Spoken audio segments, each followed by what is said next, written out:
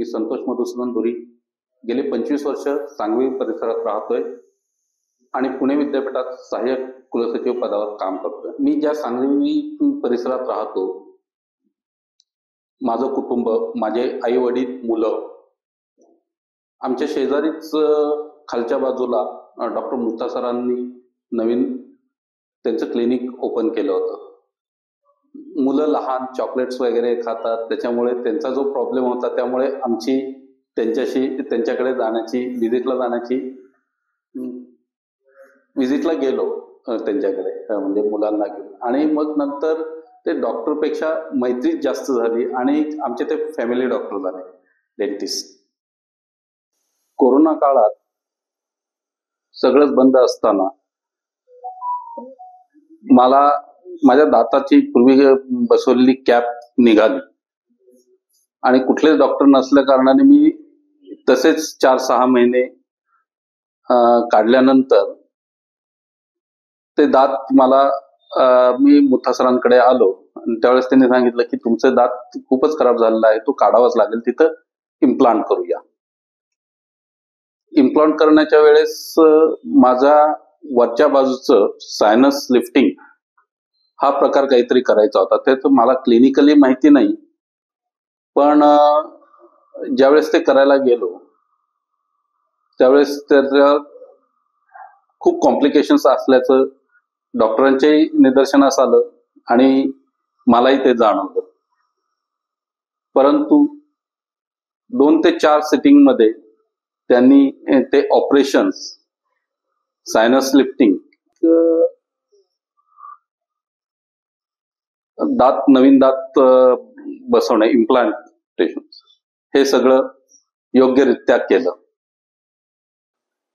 ज्यावेळेस माझी ट्रीटमेंट ही सुरू केली त्यावेळेस डॉक्टरने पहिल्यांदा सांगितलं की तुम्हाला 5 ते 6 सिटिंग करावे लागतील आणि थोडंसं तुम्हाला पेनफुल असणार आहे। दुसरं म्हणजे तुम्हाला वेळ लागणार आहे, तुमचे पेशन्स तुम्ही ठेवायचे आहेत।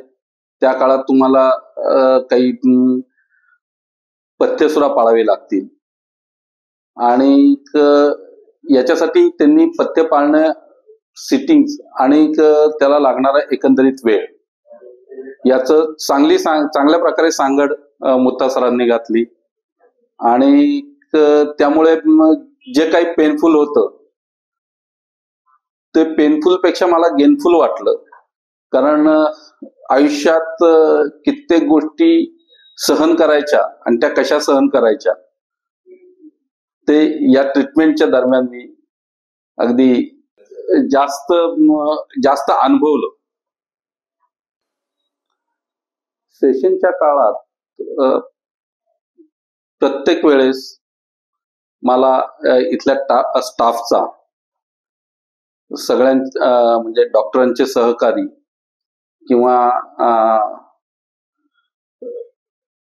बाहेरचे जो सपोर्टिंग स्टाफ आहे त्यांचा मला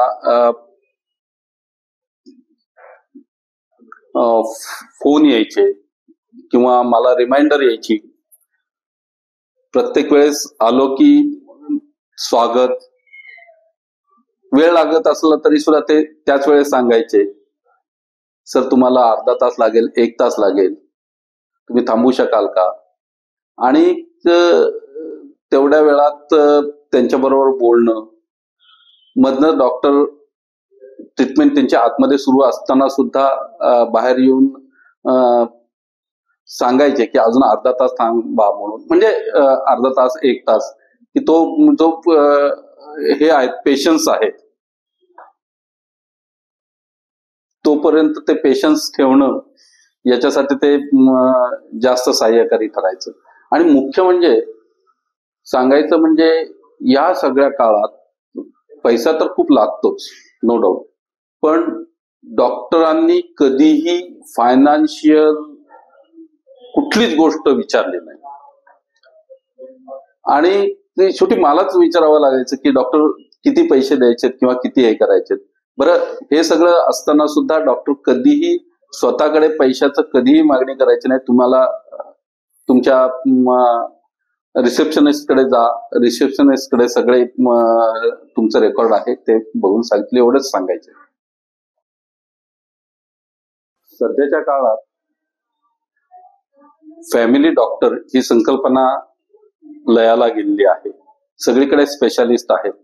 पण माझं तरी म्हणणं असं आहे की तुम्ही डेंटिस्टला मात्र फॅमिली डेंटिस्ट हे अवश्य करा. आणि माझं तर सगळ्यांना सांगणं आहे की सांगवी परिसरात मध्ये कृष्णा चौकात मुत्था क्लिनिक आहे. मुत्था सरांना केव्हाही तुम्ही भेटायला या, हसतमुख चेहऱ्याने ते तुमचं स्वागत करतीलच. आणि तुमचे फॅमिली डॉक्टर म्हणून ते केव्हा बनून जातील ते तुम्हाला कळणार नाही. कारण शेवटी तुमचं आरोग्य आणि आरोग्याच्या सगळ्या ज्या काही समस्या असतील त्यांचं मुख्य कारण तोंडातून आहे हे तुम्ही लक्षात घ्या. आणि त्याच्यासाठी फॅमिली डेंटिस्ट म्हणून तुम्ही मुत्था सरांकडे अवश्य येऊन एकदा तरी भेट द्या.